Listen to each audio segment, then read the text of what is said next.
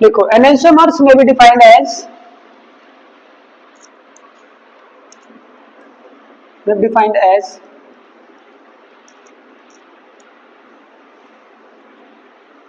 the stereoisomers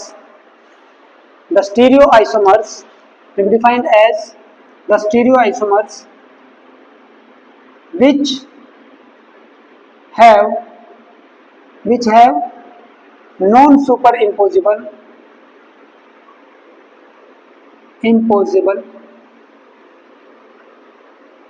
mirror images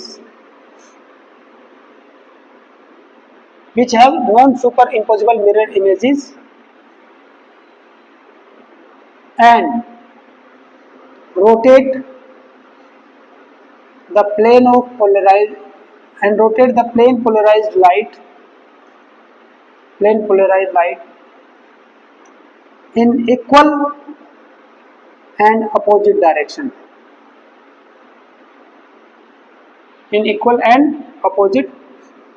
in opposite direction ऐसे करके लिखो बेटा, पहले ये वर्ड सही रहेगा, इन अपोजिट डायरेक्शन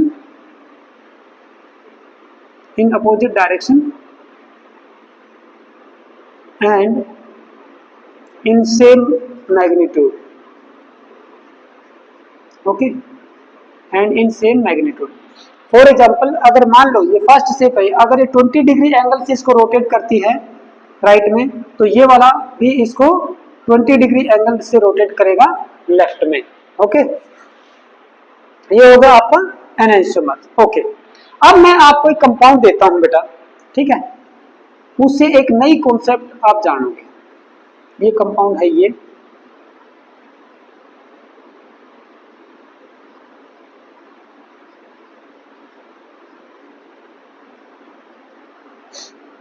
इसकी मिरर इमेज ले लेते हैं।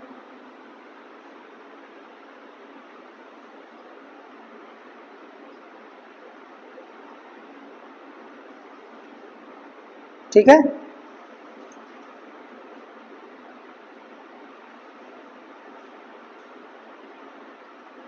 यही होगी इसकी मिरर इमेज, इसी टाइप में होगी ना कुछ, ओके। अब देखो भाई, ये जो कार्बन है यहाँ पे, ये वाला कार्बन का, ये डिफरेंट ग्रुप, ये भी डिफरेंट ग्रुप, ऊपर वाला भी डिफरेंट ग्रुप, और एक चौथा ये भी डिफरेंट ग्रुप। तो ये एक कायरल कार्बन सेंटर है। कायरल कार्बन सेंटर को हम C स्टार से डिनोट करते हैं हमेशा। ये वाला देखो, ये एक डिफरेंट ग्रुप, ये एक डिफरेंट ग्रुप, ये भी डिफरेंट, और ये चौथा इन सबसे डिफरेंट। तो ये भी एक क्या है, कायरल कार्बन सेंटर है। कायरल कार्बन सेंटर है, दो हैं बल्कि एक की बजाय। क्या ये सुपर इम्पोजिबल मिरर इमेज है? नहीं है, ठीक है। Non super imposable mirror image है। क्या ये ऑप्टिकली एक्टिव होगा? क्या ये कंपाउंड एनांशियोमर होंगे? मेरा क्वेश्चन क्या है, क्या ये एनांशियोमर्स होंगे?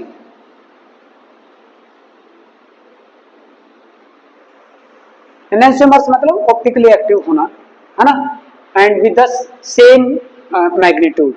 One is rotating towards right, another is rotating towards left, and in the same quantity, same angle you can say. तो बताइए, क्या ये कंपाउंड ऑप्टिकल एक्टिविटी को शो करेगा? भाई अगर मैं देखूं कायरल कार्बन सेंटर भी है, ओके, वेरी नाइस, है ना, non super imposable mirror image भी हो रही है, तो ये एनांशियोमर होना चाहिए। लेकिन ऐसा करके बच्चे जो ना बहुत बड़ी गलती करते हैं।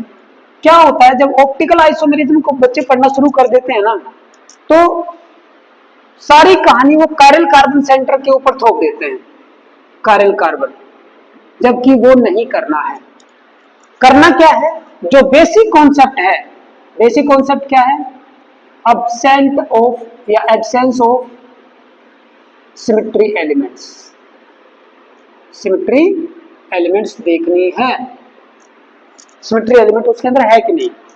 अब देखो भाई, क्या इस कंपाउंड के अंदर, अच्छा अगर मान लो मैं ये कंपाउंड ऐसे देख रहा हूं ना, तो इसका मतलब ये है कि ये जो दोनों ग्रुप है ना, they are towards us like this, for example, and these two are away. ऐसे होता है ना tetrahedral structure, these two are away. अगर मैं दोनों को अपनी तरफ खींच लूं, ये होता है आपका एक शेप ए, हम नॉर्मली ऐसे बनाते हैं, है ना, ऐसे ही बनाते हैं ना, ठीक है। ये अंदर की तरफ है और ये बाहर की तरफ ऐसे, और ये इस प्लेन में है, ठीक है। अगर अंदर वाले को और बाहर वाले को अगर मैं ऐसे करके ऐसे आपकी तरफ कर दूं लाइक दिस, और ऐसे कर दूं, दो ऐसे बाहर की तरफ आ जाएंगे, दो अंदर की तरफ, ठीक है ना। ये दोनों के दोनों अगर मैं बाहर की तरफ अगर आपकी तरफ दिखाने की कोशिश करूं, जैसे ये तो इधर ऐसे है बेटा, इट इज लाइक दिस। चलो मैं पेन की सहायता से दिखाता हूं। चार जो है ना, जैसा इसमें बना रखा है, ये देखो कार्बन सेंटर बीच में ले लेते हैं, ठीक है, लाइक दिस, ऐसे शो कर रखा है ना, ऐसे ही है। एक जो ना ऐसे है और एक जो ना ऐसे, लाइक दिस, ये होता है टेट्राहेड्रल स्ट्रक्चर, ठीक है। ये अंदर की तरफ है, ये वाला, ये देखो ये अंदर की तरफ डैश वाला, ये बाहर की तरफ है टुवर्ड्स द ऑब्जर्वर। इसको अगर मान लो मैं ऐसे कर दूं, दो आपकी तरफ हो गए, बट ये हॉरिजॉन्टल डायरेक्शन में है, और दो अंदर की तरफ हो गए, ये वर्टिकल डायरेक्शन में। अब मैं क्या करता हूं, ऐसे करता हूं लाइक दिस, ऐसे भी कर सकता हूं। दो आपकी तरफ है लेकिन ये वर्टिकल डायरेक्शन में है ना, और ये दो अंदर की तरफ है लेकिन ये हॉरिजॉन्टल में। मैंने यहाँ पे कैसे शो कर रखा है, दो हमारी तरफ, यानी कि ऐसे है ये शेप ऊपर वाले कार्बन की, लाइक दिस, ये देखो ऐसे, ये कार्बन, ये OH, ये हाइड्रोजन, ये वाला जो ग्रुप है ये नीचे वाला है, और ये वाला ये रेड है। समझ में आया, ये ऐसे है ये बेटा, ओके। तो भाई इसको मैं ऐसे लिख देता हूं, चलो भाई, ये अंदर की तरफ गया, ये भी अंदर की तरफ गया। अगर ये अंदर की तरफ है तो ये भी अंदर की तरफ है, ये अगर ये अंदर की तरफ है तो ये भी अंदर की तरफ, फिर उसके बाद ये बाहर की तरफ होगा। एक्चुअल में ये क्या होता है ना, जिगजैग मोशन होती है, जैसे एक कार्बन यहाँ पे, दूसरा कार्बन यहाँ पे, तीसरा यहाँ पे, लेकिन यहाँ पे 1 2 3 और 4 ऐसे होता है, 1 2 3 4, एक नीचे एक ऊपर, एक नीचे एक ऊपर। एक्चुअली ये एक प्लेन में नहीं होते, ठीक है। तो भाई इनकी मिरर इमेज कभी भी एक दूसरे के ऊपर सुपर इम्पोज नहीं कर सकती। चलो अब हम देख लेते हैं कि क्या इसके अंदर सेंटर ऑफ सिमेट्री है। बताओ भाई क्या सेंटर ऑफ सिमेट्री है। जैसे मान लो एक मैं पॉइंट ले लूं यहाँ पे, एक ऐसा पॉइंट जो मॉलिक्यूल के अंदर है, किसी एटम के ऊपर नहीं आ रहा, वो किसी एटम के ऊपर नहीं आ रहा है। मैं इस डायरेक्शन में चला, ठीक है ना, ये थोड़ा बाहर की तरफ ऐसे आया है ना, बाहर की तरफ आ रहा है ना, ये ऐसे। क्या इसके जस्ट अपोजिट डायरेक्शन में हाइड्रोजन है? नहीं है, नहीं है। ये वाला जो हाइड्रोजन है थोड़ा सा यहाँ पे है अबव द प्लेन। ये मैंने पॉइंट माना कि भाई यहाँ पे बीचों बीच मॉलिक्यूल के, पूरा मॉलिक्यूल कंसीडर करेंगे ना, बीचों बीच यहाँ पे एक हाइड्रोजन है। क्या आपके इधर एक हाइड्रोजन है? नहीं है। There is no centre of symmetry. Very good. दूसरा एक्सिस ऑफ सिमेट्री। देखो भाई एक्सिस ऑफ सिमेट्री, मान लो इस मॉलिक्यूल में से मैं ऐसे पास कर रहा हूं, ऐसे पास किया, एक मॉलिक्यूल में से ऐसे पास किया। अगर मैं इसको ऐसे रोटेट कर दूं तो ये ऊपर की तरफ आ गया, है ना, ये इधर ऐसे हो जाएगा ना, लाइक दिस, ये भी ऐसे हो जाएगा। तो इसमें इसके साथ ये सुपर इम्पोज हो जाएगा कि नहीं? अगर मैं ऐसे रोटेट करूंगा तो हो जाएगा।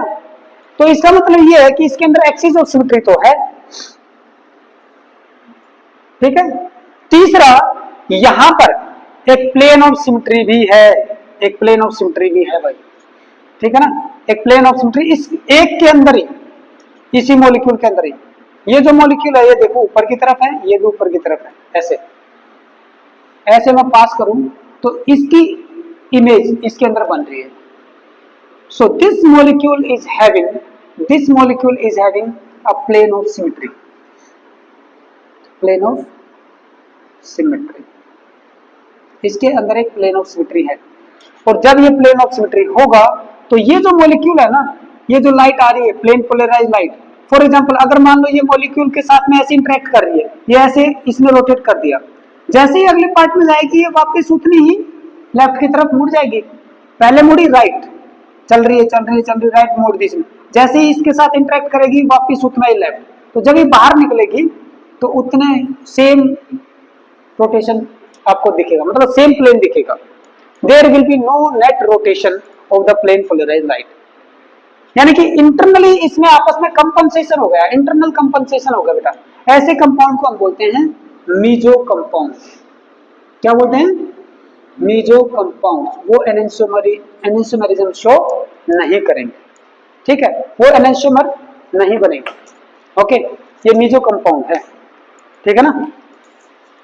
तो समझ में आया, हमें क्या देखना है, ये नहीं देखना कि बस कायरल सेंटर हो गया तो भाई वो ऑप्टिकल आइसोमेरिज्म शो करेगा और जो है उसमें से प्लेन पोलराइज्ड लाइट गुजारेंगे तो भाई क्या हो जाएगा, वो उसको रोटेट कर देगा, ये कोई जरूरी नहीं है, ठीक है ना। तो मैं आपके सामने एक स्टेटमेंट लिखता हूं, वो स्टेटमेंट क्या है, लिखो बेटा, presence of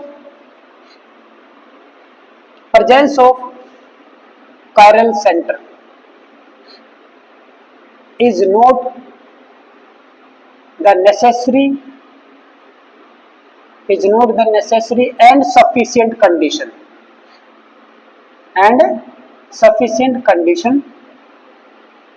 for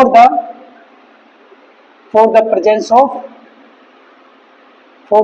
of optical activity। समझ में आ गया, ऑप्टिकल एक्टिविटी, ओके। एक बात तो ये नोट डाउन कर लो और वो डायग्राम बनाओ। और ये कंपाउंड कैसा है, मीजो कंपाउंड, ठीक है। और मीजो कंपाउंड की डेफिनेशन क्या होगी वो मैं आगे लिखवाऊंगा बेटा, ठीक है। यहां तक आप नोट डाउन करो, after that we will come to the meso compound.